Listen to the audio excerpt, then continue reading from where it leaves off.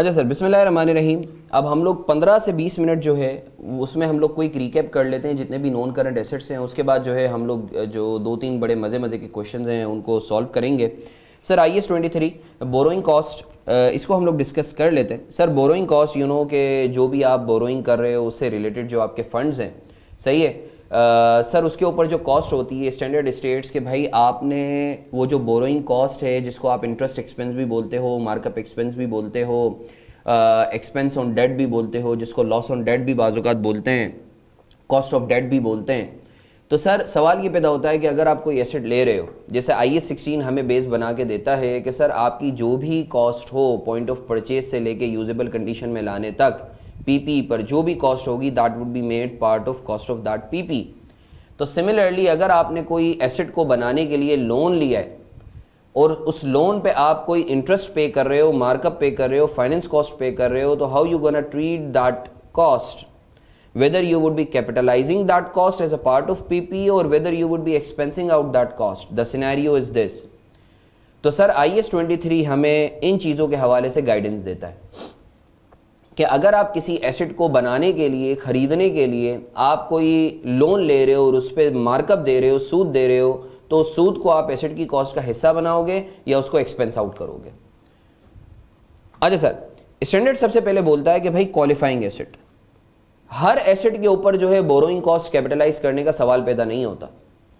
Sir सिर्फ उन assets पे जो है बोरोइंग कॉस्ट कैपिटलाइज होगी जो क्वालिफाइंग एसेट्स हैं। अब सर क्वालिफाइंग एसेट्स कौन से एसेट्स होते हैं? सर क्वालिफाइंग एसेट्स वो एसेट्स होते हैं स्टैंडर्ड की ज़बान में जो सब्सटेंशियल पीरियड ऑफ टाइम ले डेवलप होने में।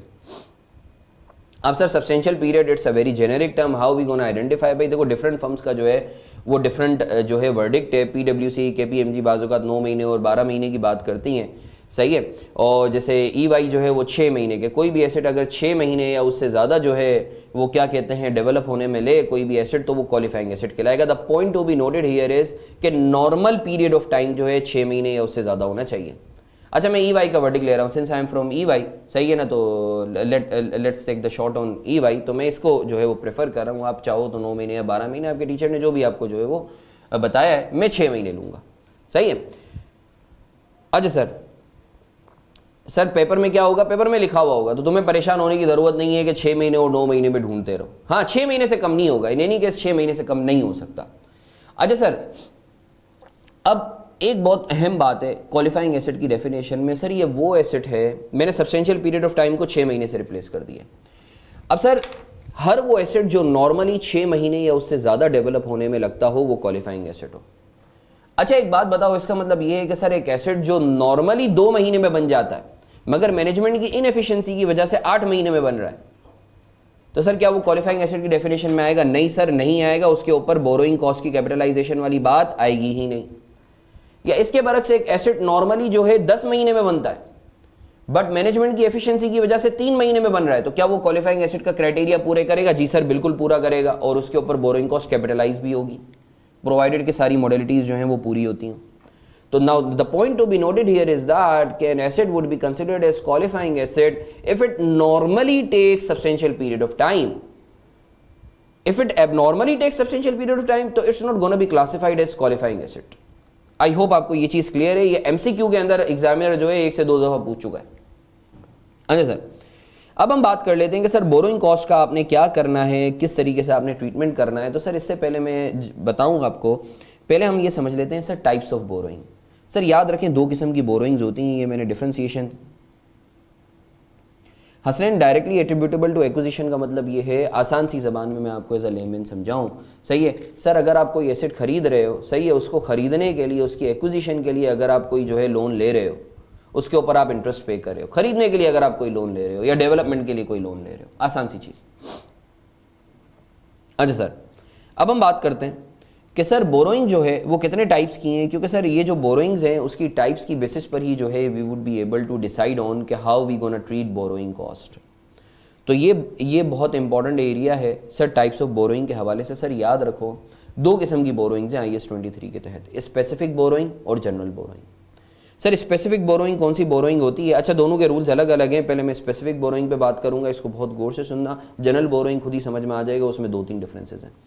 सर स्पेसिफिक बोरोइंग वो बोरोइंग है जो स्पेसिफिकली आप किसी एसेट को डेवलप करने के लिए लेते हो। फॉर एग्जाम्पल मैं बैंक के पास गया, मैंने बोला मुझे 100 मिलियन का लोन दे दो, मुझे ये बिल्डिंग डेवलप करनी है, इंफ्रास्ट्रक्चर डेवलप करना है। That's a specific borrowing borrowed for the development of building. सही है जी, बिल्कुल आ सकता है, बिल्कुल आ सकता है, मगर Hasnain the point is usable condition में आने के लिए वो सब्सटेंशियल पीरियड ऑफ टाइम ले। द पॉइंट टू बी, अगर तुम बोलते हो ready to be use condition के अंदर अगर आप एसेट ले रहे हो तो it's not a qualifying asset, right. अगर आप एसेट ले रहे हो कि आप उसके ऊपर फिर काम करोगे, डेवलपमेंट करोगे, सही है, और फिर उसमें 6 महीने लगते हैं तो yes it's a qualifying asset. अच्छा सर आगे बढ़ते हैं, आगे बढ़ते हैं। अब सर ये बहुत गौर से सुनेंगे, स्पेसिफिक बोरोइंग के ऊपर देखो, ये जो मैं तुम्हें कॉन्सेप्ट रिवाइज करवा रहा हूँ ना, इसकी सारी एप्लीकेशन ये जो अभी मैं 2-3 क्वेश्चंस तुम्हें करवाऊंगा उसमें आएंगी, तो बहुत गौर से सुनना। मैं तुम्हें यही चीज़ें रेफर करवा रहा हूँ, देखो अभी पढ़ाया था, अभी रिवाइज करवाया था। तो सर स्पेसिफिक बोरोइंग अगर आपने की है तो उसके ऊपर सर आप बोरोइंग कॉस्ट अगर इनकर करते हो तो कितने हिस्से को आपने कैपिटलाइज करना है, कितने हिस्से को कैपिटलाइज आपने नहीं करना। तो सर याद रखो याद रखो, जितना भी आपने लोन लिया है स्पेसिफिक बोरोइंग, उसके ऊपर जितनी कॉस्ट बनती है सब का सब कैपिटलाइज कर देना। माजरत यार,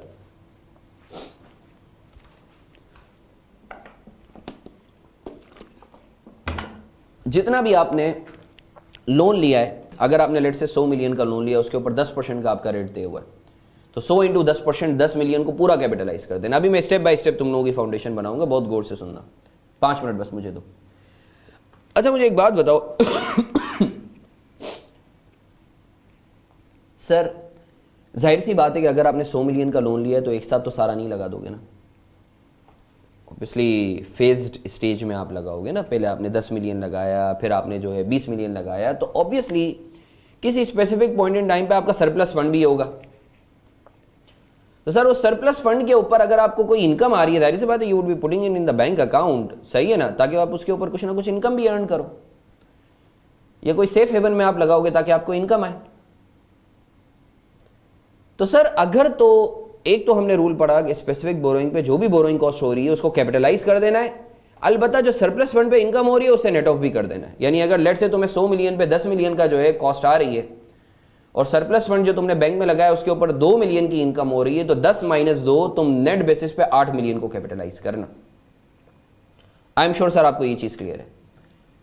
अब सर सवाल ये पैदा होता है, अब मैं तुम लोगों के आहिस्ता आहिस्ता जो है ना वो स्टेप बाय स्टेप जो है वो फाउंडेशन डेवलप करूं। सर सवाल ये पैदा होता है कि लेट से आपने काम स्टार्ट किया है, आपने लोन लिया है 1 जनवरी 2022 को, काम स्टार्ट किया है 1 जुलाई 2022 को, तो आपने जो इंटरेस्ट देना शुरू कर दिया होगा वो तो 1 जनवरी से ही देना शुरू कर दिया होगा। तो क्या आप 1 जनवरी से ही कैपिटलाइजेशन स्टार्ट करोगे? No sir, later of. जिस दिन से आप काम स्टार्ट करो या जिस दिन से लोन लो, विच एवर इज लेटर, सही है, उस दिन से आपने कैपिटलाइजेशन स्टार्ट करनी है। जैसे हमारी एग्जांपल में आपने लोन लिया था 1 जनवरी को, मगर काम स्टार्ट किया है 1 जुलाई को, तो कैपिटलाइजेशन किस डेट से स्टार्ट करोगे जल्दी से बताओ? 1 जुलाई से, सही है ना। चलो that's so amazing, that's so amazing. अभी मैं स्पेसिफिक एक्सपेंडिचर पे बात कर रहा हूं, सही ना, स्पेसिफिक बोरोइंग पे बात कर रहा हूं। अब सर सवाल ये पैदा होता है, अब अच्छा एक बड़ी अहम बात बता दूं, जो रूल तुम्हें बोरोइंग कॉस्ट के लिए बता रहा हूं ना, वही रूल तुम्हारी इन्वेस्टमेंट इनकम के लिए भी होगी सरप्लस फंड पे, सेम रूल होंगे। अगर बोरोइंग कॉस्ट किसी पीरियड की कैपिटलाइज हो रही है तो उस पीरियड की इनकम भी कैपिटलाइज होगी, अगर किसी पीरियड की बोरोइंग कॉस्ट कैपिटलाइज नहीं हो रही तो उस पीरियड की इनकम भी कैपिटलाइज नहीं होगी। Sir suspension of capitalization, sir सवाल ये पैदा होता है कि सर लेट से आप काम कर रहे थे, सही है, आपने काम स्टार्ट कर दिया 1 जनवरी को, लोन भी 1 जनवरी को लिया, बीच में due to any reason interruption हो जाती है, सस्पेंशन हो जाती है, तो सर वो जो इंटरप्शन पीरियड होगा या सस्पेंशन पीरियड होगा, तो how you gonna treat that interruption period वाली cost? Obviously lender wouldn't be bothered about कि तुमने काम रोका या नहीं रोका, you would only be bothered about कि भाई उसको उसका सूद मिले, ऐसा ही है ना। तो सर सस्पेंशन पीरियड के ऊपर जो आपकी कॉस्ट होगी, आपको इनकम हो रही होगी सरप्लस फंड पे, तो उसको आप कैपिटलाइज करोगे या एक्सपेंस आउट करोगे? तो सर याद रखो सस्पेंशन पीरियड 2 किस्म का होता है, या तो एबनॉर्मल होगा या नॉर्मल होगा। सर अगर तो एबनॉर्मल है तो उसको उस पीरियड की कॉस्ट और इनकम को एक्सपेंस आउट कर देना और अगर नॉर्मल है तो उस पीरियड की कॉस्ट और इनकम को कीप कैपिटलाइजिंग। सर एग्जांपल दे दें नॉर्मल और एबनॉर्मल में, भाई आसान सी चीज़ है, कभी तुमने देखा होगा बिल्डिंग जब भी डेवलप होती है ना, तो जब फाउंडेशन लग जाती है तो होता क्या है कि सर होता ये है कि बिल्डिंग को थोड़ी टाइम के लिए कुछ छोड़ दिया जाता है कि यार सही है, ठीक है, 1 महीना थोड़ी सी ज़मीन पक्की हो जाए, जो हम सीमेंट वगैरह डाली है, सारी चीज़ें, पानी सिर्फ डलता रहता है। तो सर वो जो इंटरप्शन पीरियड है, that's a part of business, you can't avoid that, it's a normal interruption period. सही है, अब नॉर्मल इंटरप्शन पीरियड, स्टे आ गया, स्ट्राइक हो गई, बारिशें हो गई, अनयूजुअल, सही है, अब नॉर्मल इंटरप्शन पीरियड। सर अगर पेपर में लिखा हुआ इंटरप्शन पीरियड, हम क्या अज्यूम करेंगे? एब नॉर्मल अज्यूम कर लेना। सर अगर हम नॉर्मल अज्यूम करना चाहें, अगर कोई क्लैरिटी नहीं है और नॉर्मल अज्यूम करना चाहें, अजम्पशन लाजमी लिख देना। आई होप आपको क्लियर है।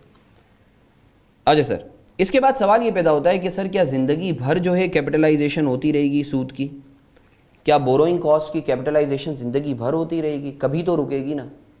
तो सर स्टैंडर्ड बोलता है कि capitalization of the borrowing cost would be ceased once asset becomes once asset is substantially complete। जब वो सब्सटेंशियली कंप्लीट हो जाए। सर सब्सटेंशियली कंप्लीट का मतलब क्या होता है? सर 90% और मोर। अच्छा, यहां बच्चे कंफ्यूज होते हैं और एग्जामिनर इस चीज का बड़ा फायदा उठाता है। 3 चीजें मैं बता रहा हूं, इसको बहुत गौर से सुनना। सर एक है एसेट का सब्सटेंशियली कंप्लीट होना, कि लेट से मैंने एक बिल्डिंग बनाई, सब कुछ डेवलप हो गया, बस शीशे वगैरह जो है, विंडोज वगैरह जो है वो लगाना रह गई हैं। तो क्या ये एसेट सब्सटेंशियली कंप्लीट है? जल्दी से बताओ। ऑब्वियसली सिर्फ शीशे लगाना रहेगा, ये 90% से ज़्यादा तो काम हो चुका है, सब्सटेंशियली कंप्लीट, राइट। अब सर 1 जनवरी को लेट से एसेट डेवलप हो चुका था, बस शीशे वगैरह लगाना रह गए थे, सही है। तो मैं ये बोल सकता हूँ 1 जनवरी वॉज द पॉइंट जब एसेट सब्सटेंशियली कंप्लीट है। ये बहुत अहम बात बताने के लिए जा रहा हूँ मैं। ये एग्जामिनर बार बार ये छोटी छोटी चीज़ें जो मैं की टर्म्स बताता हूँ ना, ये या इंपॉर्टेंट नोट्स बाय मारफानी बताता हूँ, ये एग्जामिनर इसके ऊपर टेस्टिंग कर रहा होता है। अब सर 1 फरवरी तक शीशे लग गए और एसेट जो है वो रहने के लिए तैयार है, बिल्डिंग जो है वो, घर जो है वो रहने के लिए तैयार है। यूजेबल कंडीशन में कब आया है? 1 जनवरी को। सब्सटेंशियली कंप्लीट कब था? 1 जनवरी को। यूजेबल कंडीशन में कब आया है? 1 फरवरी को। और सर मैं रहने के लिए जाता हूं उस घर में या उस ऑफिस में, लेट्स से 1 मार्च को। यूजेज में कब आया है? 1 मार्च को। सर जल्दी से बताओ, जल्दी से बताओ, जो बोरोइंग कॉस्ट कैपिटलाइजेशन सीज होगी वो किस दिन हो जाएगी? 1 जनवरी को, जब एसेट सब्सटेंशियली कंप्लीट है। जब कंप्लीट हुआ तब नहीं, जब सब्सटेंशियली कंप्लीट है।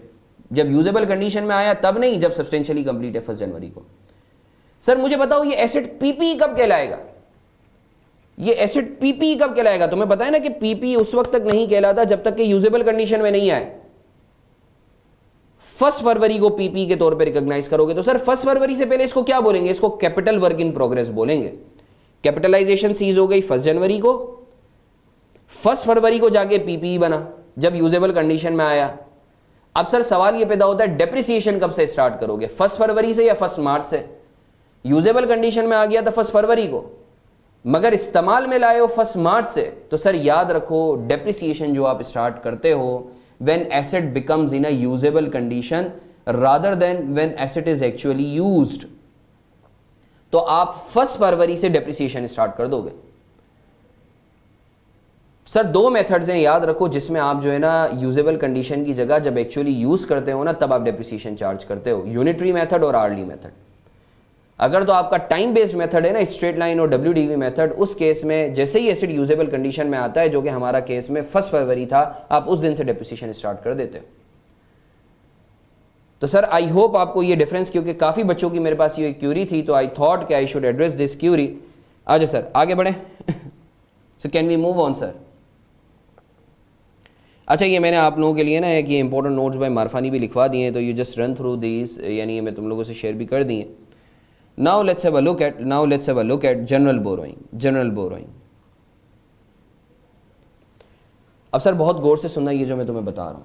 सर जनरल बोरोइंग कौन सी बोरोइंग होती है? Sir it's not meant for any specific asset. You are like कि आपने बैंक के लिए बहुत सारे पर्पसेस के लिए लोन लिया हुआ है, ऐसे वर्किंग कैपिटल चेंजेस के लिए। आप बैंक के पास जाते हो, बैंक को बोलते हो भाई मुझे जो है ना क्या कहते हैं, बहुत सारे जो है पर्पसेस के लिए लोन चाहिए, से वर्किंग कैपिटल नीड्स को, डिफरेंट नीड्स को पूरा करना है।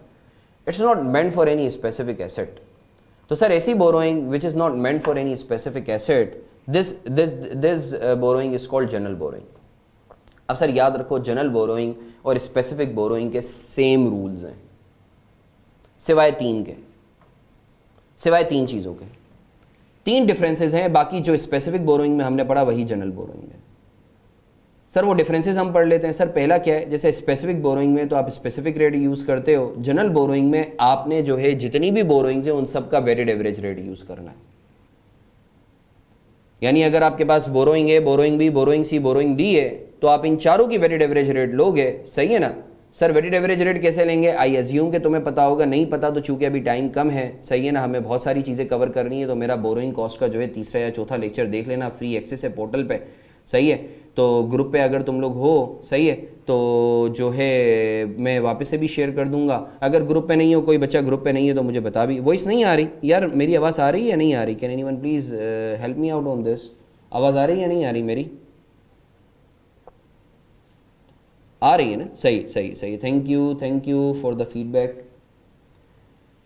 ओके चलें, दैट्स सो अमेजिंग। तो सर मैं ये अर्ज़ कर रहा था कि वेटेड एवरेज रेट सर कैसे निकालते हैं, वो मेरे लेक्चर देख लेना, अभी इतना टाइम है नहीं। यहाँ एक बात बता दूँ, याद रखो, वेटेड एवरेज रेट कैलकुलेट करते हुए अगर कोई सवाल में इंटरप्शन पीरियड दिया हुआ है ना, तो आप उसे इग्नोर करते हो। यानी इंटरप्शन पीरियड को आप नॉर्मल पीरियड ही एज्यूम करते हो। अगर लेट से तुम्हें वेटेड एवरेज रेट निकालना है, 12 महीने है तुम्हारे पास, सही है, और 2 महीने का सवाल में इंटरप्शन पीरियड दिया हुआ है, तो आप 12 महीनों के हिसाब से ही करोगे। रेट का इंटरप्शन पीरियड से कोई ताल्लुक नहीं है, सही है। तो ये एग्जामिनर ने बाजू का 2-3 दफ़ा ये सवालात में पूछा भी है, तो आई थॉट कि तुम्हें मैं क्लैरिफाई कर दूं कि वेटेड एवरेज रेट निकालते हुए इंटरप्शन पीरियड को एक्सक्लूड करने की ज़रूरत नहीं। लॉगिन करके लॉग आउट करके लॉगिन कर लो तो दैट वुड बी फाइन। अच्छा सर, तो पहला डिफरेंस, स्पेसिफिक बोरोइंग में आप स्पेसिफिक रेट लेते हो हर बोरोइंग का, जनरल बोरोइंग में अनलाइक स्पेसिफिक बोरोइंग आपने जो है तमाम बोरोइंग्स का वेटेड एवरेज रेट लेना है, एक रेट लेना है। दूसरा डिफरेंस याद रखो, जनरल बोरोइंग में अगर कोई सरप्लस फंड पे इन्वेस्टमेंट इनकम है ना, उसे इग्नोर कर देना। बल्कि इससे पहले एक और पॉइंट, दूसरा डिफरेंस बता रहा हूँ। पहला डिफरेंस बता दिया वेटेड एवरेज, दूसरा डिफरेंस सर जो स्पेसिफिक बोरोइंग है उसके अंदर जो तुम लगाते थे बोरोइंग, जो रेट लगाते थे वो किस पर लगाते थे, अवेल्ड अमाउंट पे लगाते थे, जितना लोन लिया है। जनरल बोरोइंग में तुम जितना यूटिलाइज कर रहे हो ना, उतने पर तुमने रेट लगाना है। जो तुम कॉस्ट की कैपिटलाइजेशन के लिए रेट लगाओगे वो किस अमाउंट पे लगाओगे। तो सर स्पेसिफिक बोरोइंग में जिसमें तुम अवेल्ड अमाउंट पे लगाते थे rather than utilized amount, sir availed amount और यूटिलाइज्ड अमाउंट में क्या फर्क है भाई, तुमने लोन लिया है 100 मिलियन का, मगर अभी तक जो है लगाया है 40 मिलियन, तो जो तुमने लोन लिया है वो 100 मिलियन का लिया है, this is called availed amount, और तुमने अभी तक लगाया है 40 million, this is called utilized amount. तो स्पेसिफिक बोरोइंग में तुम 100 मिलियन पे लगाते थे, मगर जनरल बोरोइंग में तुम यूटिलाइज्ड अमाउंट पे लगाओगे, 40 मिलियन के ऊपर जो है रेट लगा के कैपिटलाइजेशन कैलकुलेट करोगे। तो ये दूसरा डिफरेंस है। तीसरा डिफरेंस सर याद रखो, चूंकि तुम रेट लगा ही यूटिलाइज्ड अमाउंट पे रहे हो कॉस्ट निकालने के लिए, तो इन्वेस्टमेंट इनकम का जो सरप्लस फंड होता है उसके ऊपर इन्वेस्टमेंट इनकम को कैपिटलाइज करने का कोई सवाल ही पैदा नहीं होता। तो जनरल बोरोइंग में अगर कोई इन्वेस्टमेंट इनकम दी हुई भी है तो उसे इग्नोर कर देना, सही है। सर बाकी रूल सारे वही हैं कि सर जिस दिन से आपने जो है काम स्टार्ट किया है, आप उस दिन से जो है कि अगर जनरल लोन हाफ ईयर में जाकर अक्वायर किया होगा तो 6 महीने लोगे, कोई मसला नहीं है। वेटेड एवरेज रेट के अंदर आप 6 महीने लोगे, कोई हर्ज वाली बात नहीं है, सही है ना। अच्छा, वेटेड एवरेज रेट याद रखो हर महीने, हर साल का अलग अलग निकलता है। 2022 का अलग, 2023 का अलग। तो उस 12 महीने में जितनी भी आपकी लोन्स होंगे ना, उनका आप वेटेड एवरेज लेते हो। वो कैसे लेते हो, वो बोरोइंग कॉस्ट वाला मेरा लेक्चर है, you can obviously always refer to those lectures.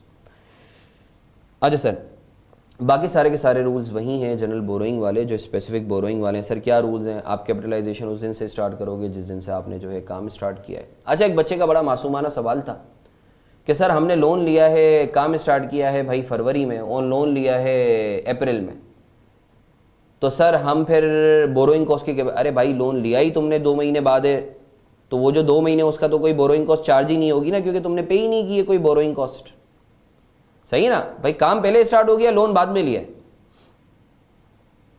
Late से काम स्टार्ट किया है 1 जनवरी को, लोन लिया है तुमने 1 मार्च को, तो ऑब्वियसली जब जनवरी और फरवरी में लोन था ही नहीं तो बोरोइंग कॉस्ट का सवाल ही पैदा नहीं होता। अच्छा सर, अब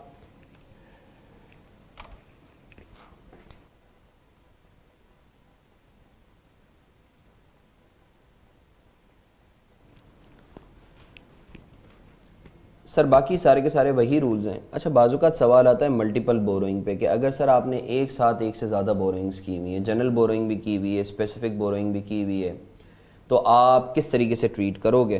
तो सर याद रखो कि सर आपने जो है सबसे पहले स्पेसिफिक बोरोइंग को यूटिलाइज़ करना है, सही है, और सबसे एंड में जनरल बोरोइंग को यूटिलाइज़ करना है, सही है। Specific borrowing would be utilized first, उसके बाद आप फिर जनरल बोरोइंग को यूटिलाइज़ करोगे, सही है।